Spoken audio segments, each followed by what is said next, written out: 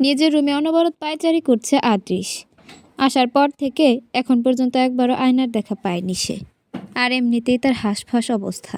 লজ্জা বা সংকোচ বোধের কারণে কাউকে জিজ্ঞাসাও করতে পারেনি আয়নার কথা। তবে সে জানে আয়না এই মুহূর্তে আনিকার রুমেই ঘাপটি মেরে বসে আছে। আয়নার এরূপ ব্যবহারে প্রচুর রাগ হচ্ছে তার। ইচ্ছা করছে আশেপাশে সব ভেঙে ফেলতে। আদৃশ রাগে হাতের পাশের ফুলদানিটা উঠালো ভাঙার জন্য, কিন্তু পরক্ষণে ফুলদানিটা জায়গায় রেখে নিজের চুল খামছে ধরে সোফায় বসে পড়ল সে। বিড়বিড় করে বলতে লাগলো, কার জন্য ভাঙচুর করতে যাচ্ছিলাম আমি? উফ, কি হচ্ছে আমার সাথে? ওকে না দেখতে পেয়ে কেন এত রাগ হচ্ছে আমার? আর এই মেয়েটাও একটু রাগ দেখিয়েছি বলে পালিয়ে বেড়াচ্ছে আমার কাছ থেকে, ইগনোর করছে আমাকে।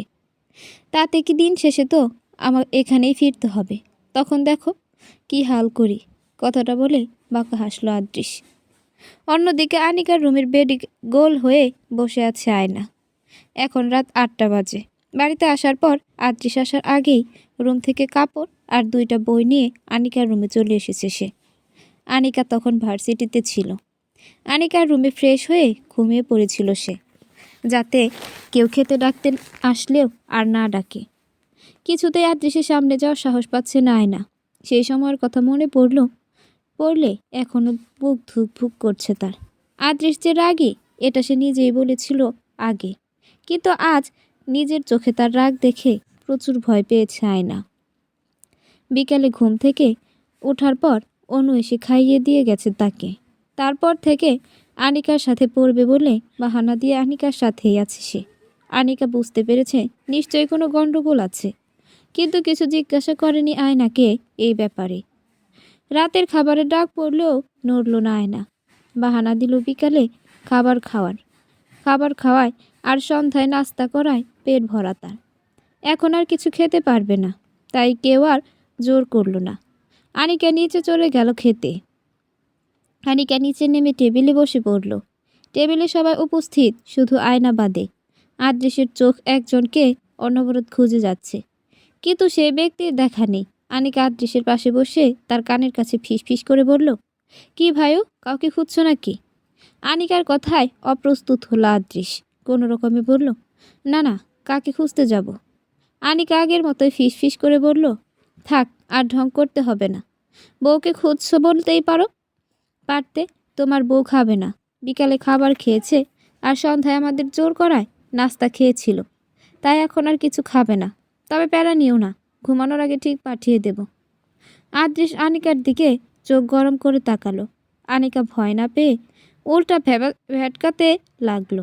আদৃশের অপর পাশ থেকে আহিল ফিস করে বলল, বই ছাড়া ভাইয়ের অবস্থা পুরাই চিনি ছাড়া চায়ের মতো, একদম তেতো ফিকা। আহিলের কথা কানে যাওয়ায় এবার বেশ শব্দ করে হাসতে লাগলো আনিকা। আহিলও সাথে তাল দিল। সবাই ওদের দিকে প্রশ্নবোধক দৃষ্টিতে তাকাতেই হাসি থামালো তারা। খাওয়ায় মনোযোগ দিল দুইজন। ওরা দুইজন থেমে যাওয়ায় হাঁপ ছেড়ে বাঁচল আদৃশ। দুটাই বিচ্ছু। রুমের বাইরে দরজার সামনে দাঁড়িয়ে আছে আয়না। ভেতরে যাবে কি যাবে না, কি করবে বুঝতে পারছে না সে। ভয়ে বুকটা কাঁপছে, যদি আদৃশ আবার বকে। সে ভেবেছিল আজ আনিকার রুমেই থেকে যাবে, কিন্তু আনিকা তাকে রুমে এসে বলল, কি ব্যাপার আয়না পাখি, ঘুমাবে না নাকি আজ? যাও রুমে ঘুমিয়ে পড়ো, অনেক তো রাত হলো, যাও। তাকে ঠেলে ঠুলে রুম থেকে বের করে দিল আনিকা। আয়না কয়েকবার তার সাথে থাকার কথা বলতে চেয়েছিল, কিন্তু এই কথা বললে আনিকা সন্দেহ করতে পারে, তাই কিছু বলেনি। চুপচাপ চলে এসেছে। তবে এখন যে রুমে যেতে ভয় লাগছে। আয়না ভাবল ড্রয়িং রুমে চলে যাবে। সবাই হয়তো ঘুমিয়ে গেছে এতক্ষণে। যেই পা উল্টো দিকে ফেরালো, পেছন থেকে ডাক পড়ল আয়নার, চুপচাপ রুমে এসো। আয়না পেছন ফিরে দেখল রুমের দরজায় আদৃশ দাঁড়িয়ে আছে। আদৃশের গম্ভীর চাহনি দেখে তাকে উপেক্ষা করার সাহস পেল না আয়না। ধীর পায়ে রুমে প্রবেশ করল। আয়না ভেতরে ঢুকতেই ধুম করে দরজা লাগালো আদৃশ, যেন সব রাগ দরজার উপর ছাড়তে চায়।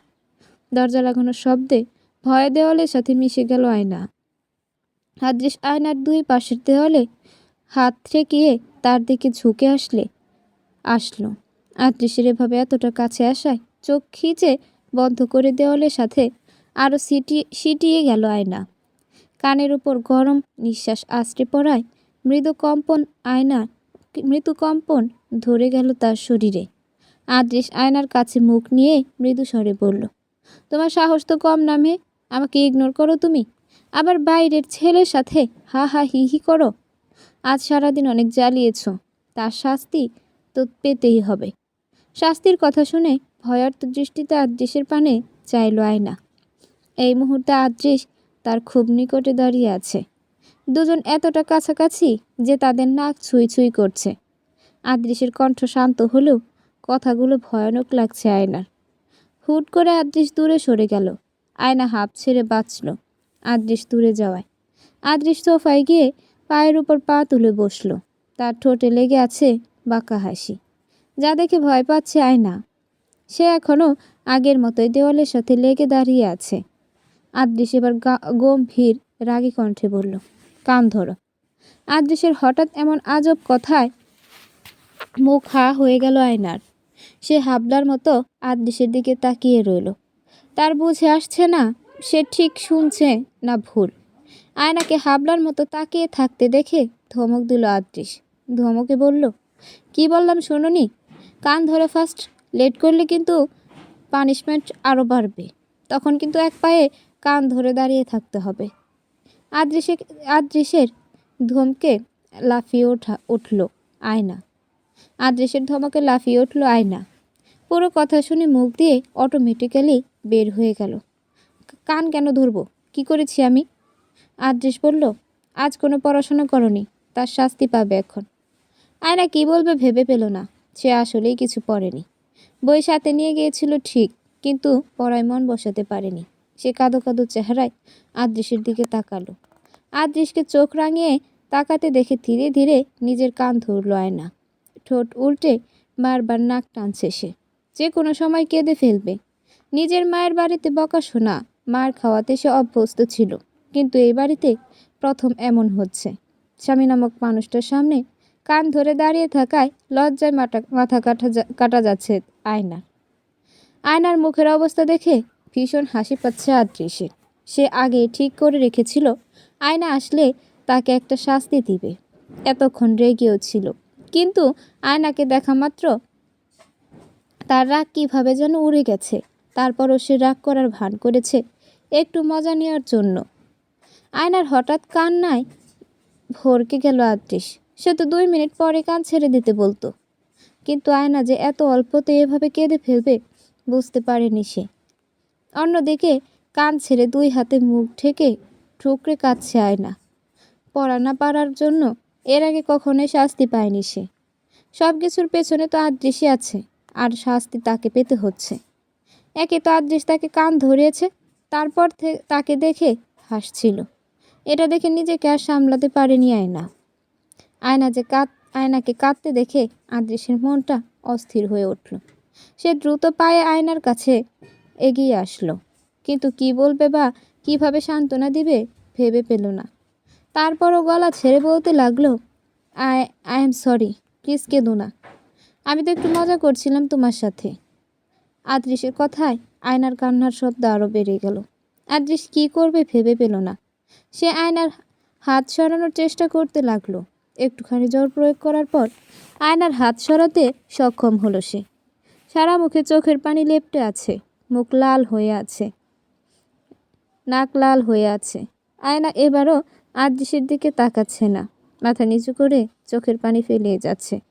আদৃশ আয়নার 2 গালে হাত রেখে চোখের পানি মুছিয়ে দিল। আয়নার কান্নার শব্দ কমে এসেছে, কিন্তু এখনো ফুপিয়ে যাচ্ছে সে। আয়নাকে এভাবে কাঁদতে দেখে কষ্ট হচ্ছে আদৃশের।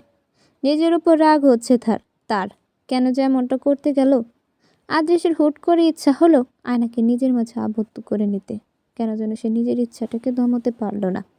অজান্তে জড়িয়ে নিজের বুকের মাঝে আবদ্ধ করল আয়নাকে। আয়নাও ভদ্রমেয়ের মতো লেপ্টে রইল আদৃশের বুকে। তার আপাতত কোনো হুঁশ নেই, সে নিজের কান্নাতে ব্যস্ত। আদৃশের শার্ট মোট করে ধরে বুকে মুখ গুজে কাঁদতে লাগলো সে। আদৃশ মাথায় আলতো করে হাত বুলিয়ে দিতে দিতে বলল, হয়েছে তো, আর কত কাঁদবে? আমি সরি তো, আমি শুধু একটু মজা করতে চেয়েছিলাম। তুমি কিন্তু আমাকে রাগিয়ে দিয়েছ। সারাদিন রুমে আসোনি কেন? আর আমি তো আগেই বলেছিলাম পড়া না পারলে পানিশমেন্ট দিব। আয়না আদৃশের বুকের কাছে নাক ঘষে কান্না জড়ানো কণ্ঠে বলল, আপনার ভয়েই তো রুমে আসেনি। আপনি যদি আবার রাগ করেন, আর পড়াও তো আপনার কারণেই হয়নি। আদৃশ হালকা হেসে বলল, ও, এখন সব দোষ আমার, তাই না? আচ্ছা, মেনে নিলাম আমার দোষ। কিন্তু কে যেন নাকের পানি চোখের পানি দিয়ে আমার পুরো শার্ট ভিজিয়ে ফেলেছে। ইস! আদৃশের কথায় সম্মিত ফিরল আয়নার। ছিটকে দূরে সরে গেল সে। তাকিয়ে দেখল, সত্যি আদৃশের শার্টের একটা অংশ ভিজে গেছে। আদৃশের মুখের দিকে তাকাতেই দেখল মিটমিট করে হাসছে সে। ভীষণ লজ্জা পেল আয়না। অজান্তেই কতটা কাছে চলে গিয়েছিল সে আদৃশে। আর এক মুহূর্ত সেখানে দাঁড়াতে পারল না আয়না। এক ছুটে ওয়াশরুমে ঢুকে দরজা বন্ধ করে দিল।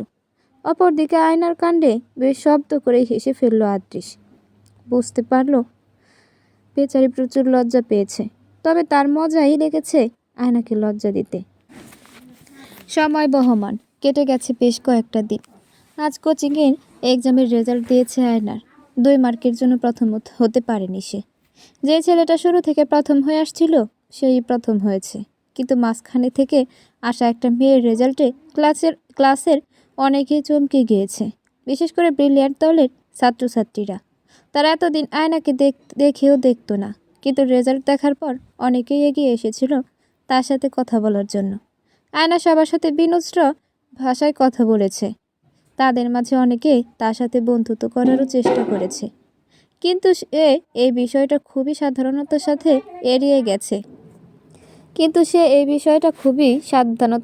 এড়িয়ে গেছে। কারণ আয়না জানে, তার রেজাল্ট দেখে যারা তার সাথে বন্ধুত্ব করতে এসেছে তারা সবাই স্বার্থন্বেষী মানুষ। তারা কেবল নিজেদের স্বার্থ বোঝে। স্বার্থ পূরণ হলে তাদের আর খুঁজে পাওয়া যাবে না। তার প্রকৃত বন্ধু হলো দীপ আর মিথি, কারণ তারা দুইজন তার ফলাফল আর যোগ্যতা দেখেনি, বরং দেখেছে তার চরিত্র এবং ব্যবহার। আয়নার কিছুটা মন খারাপ হয়েছে প্রথম হতে পারেনি তাই। আর আদৃশ ও তাকে বকা দিবে এমনটা ধারণা তার। আয়না মুড অফ করে বাসায় আসলো। ফ্রেশ হয়ে খেতে বসলো সে। আজ আদৃশ আসেনি, হয়তো কাজের চাপ বেশি। আজও আয়নার খাবার নাড়াচাড়া দেখে তাকে খাইয়ে দিলেন অনু বেগম। তিনি বুঝতে পেরেছেন কিছু একটা হয়েছে, যার কারণে আয়নার মন খারাপ।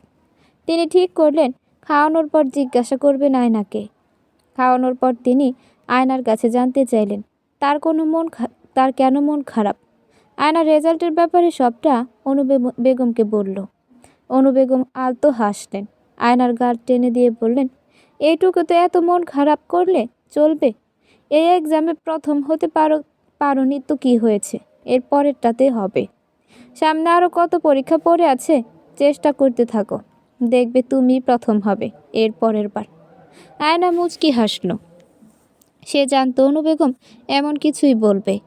তার প্রতিটা কথায় হারানো মনোবল ফিরে পায় আয়না। সে অনু বেগমের কোলে মাথা রেখে বলল, একটু মাথায় হাত বুলিয়ে দিবে আম্মু? আয়নার আবদারে পরম মমতাময়ী মায়ের মতো তার মাথায় হাত বুলিয়ে দিতে লাগলেন অনু বেগম। আয়না মমতায় পরিপূর্ণ হাতের ছোঁয়ায় শান্তিতে চোখ বুজে ফেলল। মনে মনে ভাবতে লাগলো, ইস, কতই না শান্তি এই কোলে, এই হাতের ছোঁয়ায়। রাতে আদৃশ আসার পর ভয়ে ভয়ে নিজের রেজাল্ট সম্পর্কে আদৃশকে জানালো আয়না। আদৃশের গম্ভীর মুখ দেখে ভয়ে চোখ বন্ধ করে ফেলল সে। এই বুঝি তাকে বকবে, কিন্তু এমন কিছুই হলো না। আদৃশ স্বাভাবিকভাবে বলল, চেষ্টা করতে থাকো, আরও ভালো ফলাফল করতে পারবে ইনশাল্লাহ। আদৃশ কথা শেষ করে পড়াতে শুরু করলো আয়নাকে, কারণ এর চেয়ে বেশি কিছু বলার নেই তার। যে ফাঁকিবাজি করে তাকে বকা দেওয়া যায়, শাসন করা যায়, কিন্তু যে সারাক্ষণ চেষ্টা করে তার শুধুমাত্র মনোবল বাড়ানো যায়, কারণ সে সবসময় নিজের বেস্টটাই দেওয়ার চেষ্টা করে। আর আদৃশ জানে আয়না কতটা চেষ্টা করে, কতটা পরিশ্রম করে। সে নিজের চোখে এই সবটা দেখে, তাই এই বিষয়ে বাড়তি কিছু বলা সাজে না তার।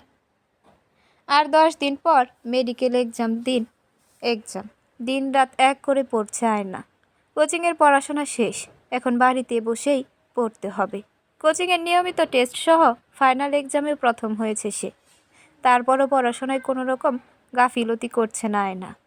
দীপ আর মিথির সাথে প্রায় কথা হয় তার অনুর ফোন থেকে। এই সময়ের ব্যবধানে দীপ আর মিথির মাঝেও ব্যাপক পরিবর্তন এসেছে। আগে পড়াশোনা নিয়ে তেমন সিরিয়াস না হলেও এখন তারা প্রচুর সিরিয়াস এই বিষয়ে। এই যে বলে না, সঙ্গ দোষে লোহা ভাসে, তারা আয়নার মতো গুণটা রপ্ত করেছে। পড়াশোনার প্রতি আয়নার এত মনোযোগ দেখে তারাও মনোযোগ হয়ে উঠেছে। তাদের তিনজনের এখন একটাই টার্গেট, ভালো এবং একই মেডিকেলে চান্স পাওয়া। এর মাঝে দুবার নিজের মায়ের সাথে দেখা করে এসেছে আয়না। আদ্রিস নিজেই তাকে নিয়ে গিয়েছিল সময় বের করে। প্রথমবার কোচিং থেকে আসার সময় নিয়ে গিয়েছিল, আর দ্বিতীয়বার ছুটির দিনে। সেদিন নিজের বাড়ি থেকে আসার পথে সাহস করে আয়না রিয়ার কথাটা তুলল। অনেক দিন ধরে বলবে ভাবছিল আয়না, সেদিন ছুটির দিন হওয়ায় বলেই ফেলেছে। আর আদ্রিসও দ্বিমত করেনি। রিয়ার বাড়িতে নিয়ে গিয়েছিল। রিয়া তখন বাড়িতেই ছিল। এতদিন পর বান্ধবীকে পেয়ে অনেকক্ষণ তাকে ঝাপটে ধরে বসেছিল আয়না। দুজনের চোখে আনন্দের অশ্রু ভিড় জমিয়েছিল। আদ্রিস নীরবে দুই বান্ধবীর আনন্দ পর্যবেক্ষণ করে গেছে। আদ্রিস আয়নার হাজবেন্ড জানার পর তাকে অনেক খাতির যত্ন করেছে রিয়ার পরিবার। ওদের ব্যবহারে আয়নার আরেকবার মনে হয়েছে ওরা গরিব হলে ওদের মন অনেক বড়। গাড়িতে থাকাকালীন সময়ে আদ্রিস রিয়া সম্পর্কে জানতে চাইলে তাকে সবটা খুলে বলে আয়না। রিয়ার ডিভোর্স হওয়া, তার সাহসিকতার, আত্মসম্মানবোধ, এসবের ব্যাপারে আদ্রিসকে জানায়। দেখা হওয়ার 2 দিন পর অশ্রুসিক্ত চোখে আদ্রিসের বাড়িতে আসে রিয়াকে কাঁদতে দেখে অস্থির হয়ে যায় আয়না। কয়েকবার জিজ্ঞাসা করার পর রিয়া চোখ মুছে হেসে বলে, জানিস, আদ্রিস ভাইয়া নিজেদের কোম্পানিতে আমার চাকরির ব্যবস্থা করে দিয়েছে। বেশ ভালো পোস্টে, স্যালারিও ভালো। আর এটাও বলেছে আমার এডুকেশন আর এক্সপেরিয়েন্স বাড়ার সাথে সাথে আমার পজিশনও বাড়বে। আমি প্রথমে রাজি হতে চাইনি, তখন ভাইয়া বলেছে তুমি আমার ছোট বোনের মতো, ধরে নাও আমি তোমার ভাই। আর আমি বড় ভাই হয়ে যদি ছোট বোনের জন্য কিছু করতে পারি তবে অনেক খুশি হব। বড় ভাইকে ফিরিয়ে দিও না প্লিজ। আর আমি তোমার যোগ্যতা না দেখে নিচ্ছি না, তোমার অবশ্যই যোগ্যতা আছে সেই পদে চাকরি করার। আমি আর করতে পারিনি রে। জানিস আব্বু আম্মু কতটা খুশি হয়েছে। আদ্রিস ভাইয়াকে এমনভাবে আদর করেছিল যেন ভাইয়া সত্যিই তাদের ছেলে। তুই আসলে অনেক ভাগ্যবতী। তোর কষ্ট দেখে আমি সবসময় তোর জন্য দোয়া করতাম যেন তোর কপালে অনেক ভালো কেউ থাকে। আমার মতো কপাল যেন কারো না হয়। আমার দোয়া কবুল হয়েছে রে। তুই সত্যিই অনেক ভালো কাউকে পেয়েছিস। সবসময় ভাইয়াকে আগলে রাখিস বোন। রিয়ার কথায় হাসি ফুটে ওঠে আয়নার ঠোঁটে। আয়না জানতো আদ্রিস অনেক ভালো, কিন্তু আয়না সেই ধারণাকেও ভেঙেছে আদ্রিস। সে আয়নার ধারণার চেয়েও বেশি ভালো। আদ্রিসের প্রতি সম্মান আরও কয়েক গুণ বেশি বেড়ে গেল আয়নার মনে। এমন একজন জীবনসঙ্গী পেয়েছে ভেবে সাথে সাথে রবের কাছে শুকরিয়া আদায় করেছে সে। আদ্রিস যতটুকু পারছে আয়নাকে হেল্প করছে। এই কয়েকদিনে আয়নার প্রতি দুর্বল হয়ে পড়েছে সে। কারণে অকারণে আয়নাকে দেখতে ইচ্ছে করে, কথা বলতে ইচ্ছে করে, কাজ ফেলে ছুটে চলে আসতে ইচ্ছে করে। তবুও নিজের অনুভূতিকে দমিয়ে রাখে সে, মানতে চায় না নিজের অনুভূতিকে। কিন্তু আয়না সামনে থাকলে নিজের বেহায়া দৃষ্টি তার উপর থেকে সরাতে পারে না। মেয়েটা নিজের ধ্যানে মগ্ন থাকে বলে হয়তো খেয়াল করে না। অন্যদিকে আয়নাও আসক্ত হয়ে পড়েছে আদ্রিসে। লুকিয়ে চুরিয়ে আদ্রিসকে দেখতে ভালো লাগে তার। আদ্রিস আশেপাশে থাকলে নিজেকে অনেক সুখী মনে হয় আয়নার। যদিও আদ্রিসকে সে ভয় পায়, তবুও তার সংস্পর্শে ভালো লাগে আয়নার। তবে কি প্রেমের আগমন ঘটল আদ্রিস আর আয়নার জীবনে? সবার কাছ থেকে দোয়া নিয়ে বেরিয়ে পড়ল আয়না এক্সাম হলের উদ্দেশ্যে। আজ মেডিকেল এক্সাম। আয়নার কাছে এটা একটা যুদ্ধের চেয়ে কোনো অংশে কম নয়। তবে আজ আয়না ভয় পাচ্ছে না, কারণ যাই হোক না কেন তাকে চান্স পেতেই হবে। নিজের মায়ের জন্য কিছু একটা করতে হবে, নিজেকে আদ্রিসের যোগ্য করে গড়ে তুলতে হবে। সবাই তাকে নিয়ে অনেক আশা করে। সবার আশা পূরণ করতে হবে। এই কয়েকদিনে নিজেকে সেভাবেই গড়েছে আয়না। বাকিটা সে সৃষ্টিকর্তার হাতে ছেড়ে দিয়েছে। তার রব যা করবেন তার ভালোর জন্যই করবেন, আয়নার বিশ্বাস। আদৃশ যাচ্ছে আয়নার সাথে। অনু বেগমও আসতে চেয়েছিলেন, কিন্তু তিনি অসুস্থ, তাই আদৃশ আর আয়না দুজনেই বারণ করেছে। আদৃশ ড্রাইভ করতে করতে বারবার আয়নার দিকে তাকাচ্ছে। আজকের আয়নাকে অন্যরকম লাগছে তার। সে ভেবেছিল হয়তো আয়না নার্ভাস ফিল করবে, কিন্তু আজকের আয়নার মধ্যে সে আলাদাই আত্মবিশ্বাস দেখতে পাচ্ছে, যার মধ্যে নিজের ইচ্ছা পূরণের জোশ রয়েছে। গন্তব্যে পৌঁছানোর পর গাড়ি থেকে নামলো আয়না আর আদৃশ। আয়না আদৃশের ফোন থেকে মিথিকে কল করে তার অবস্থান জেনে নিল, যার পূর্বে বেশ কিছু উপদেশ দিল আদৃশ। আয়না মনোযোগ সহকারে সবটা শুনল। হলে যাওয়ার জন্য পা বাড়াতেই পেছন থেকে আবার ডেকে উঠল আদৃশ। আয়না তার দিকে ঘুরতেই বলে উঠল, অল দ্য বেস্ট। আদৃশের কথার বিপরীতে চমৎকার একটা হাসি উপহার দিল আয়না। আদৃশও আলতো হাসল, পা বাড়ালো আয়না নিজের স্বপ্ন পূরণের প্রথম ধাপে পাশ করার লক্ষ্যে। 3 দিন পর মেডিকেল এক্সাম শেষ হয়ে যাওয়ায় এখন প্রেশার কিছুটা কম আয়নার। এক্সাম বেশ ভালোই হয়েছে তার। এখন ভার্সিটি অ্যাডমিশনের জন্য পড়েছে সে। পড়া শেষ করে ওঠার পর হুট করে আদৃশ বলল, ছাদে যাবে? আয়না প্রথমে অবাক হলো, কারণ আজ পর্যন্ত এমন কিছু বলেনি আদৃশ। আজ যেন অন্য কিছু ছিল আদৃশের গলায়। আয়নাও সম্মতি দিল যাওয়ার জন্য, কারণ সেও চায় আদৃশের সাথে সময় কাটাতে। চাঁদের দোলনায় পাশাপাশি বসে আছে আদৃশ আর আয়না। দুজনের চোখ চাঁদের দিকে স্থির। বিশাল বড় চাঁদ উঠেছে আজ।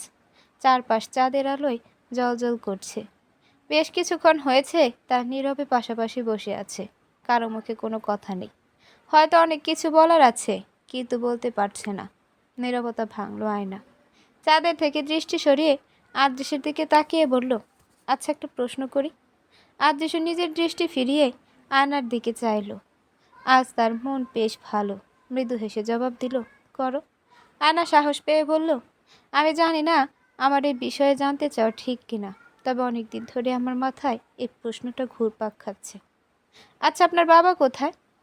এতদিন হলো এই বাড়িতে এসেছি, কিন্তু আজ পর্যন্ত কাউকে আপনার বাবা সম্পর্কে কিছু বলতে শুনলাম না। না আপনার বাবার কোনো ফটো দেখেছি। কোথায় তিনি? আয়না নিজে কথা শেষ করে আদৃশের দিকে তাকাতে ভয় পেয়ে গেল। এতক্ষণের শান্তশিষ্ট আদৃশ যেন এখন হিংস্র হয়ে উঠেছে। চাঁদের আলোয় তার রক্তাক্ত চোখ জোড়া স্পষ্ট দেখতে পাচ্ছে আয়না। আদৃশ বসা থেকে দাঁড়িয়ে গেল। আয়নার দুই পাশে হাত রেখে তার দিকে ঝুঁকতেই চোখ বন্ধ করে ফেলল আয়না। আদৃশ তার কানের কাছে মুখ নিয়ে হিসিয়ে বলল, আর কারোর কাছে এই প্রশ্ন করার সাহস করবে না, মনে থাকে যেন। চাঁদের দরজা ধুম করে বাড়ি খাওয়ায় চোখ মেলল আয়না। সামনে আর আদৃশকে দেখতে পেল না সে। বুঝতে পারলো চলে গেছে আদৃশ। চোখ জলে ভরে উঠল আয়নার।